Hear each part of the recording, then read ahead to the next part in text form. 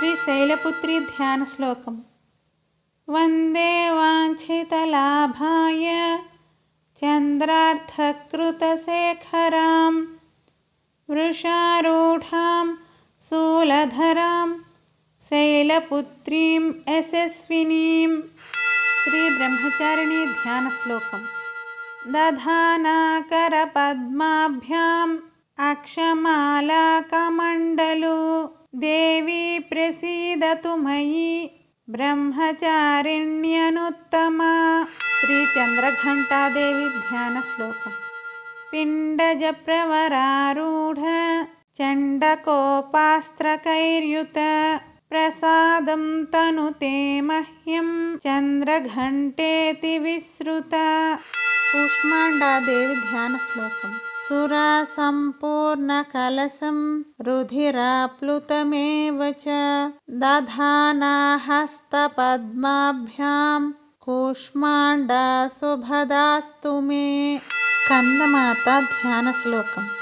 सिंहासनगता नित्यं पद्माश्रितकरद्वया शुभदास्तु सदा देवी स्कन्दमाता यशस्विनी। कात्यायनी देवी ध्यानश्लोकम्। चन्द्रहासोज्ज्वलकरा शार्दूलवरवाहना कात्यायनी शुभं दद्याद्देवी दानवघातिनी। कालरात्रि देवी ध्यानश्लोकम्।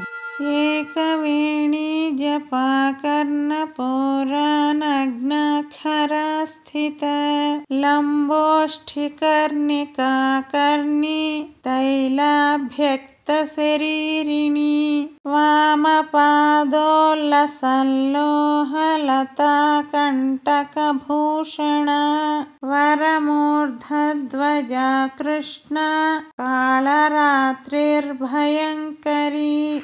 महागौरी देवी ध्यानश्लोकम्।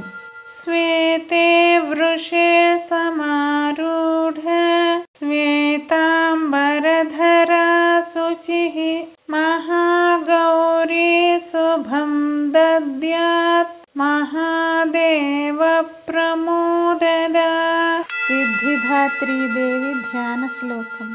सिद्धगन्धर्वयक्षाद्यैः असुरैरमरैरपि सेव्यमाना सदा भूयात् सिद्धिदा सिद्धिदायिनी।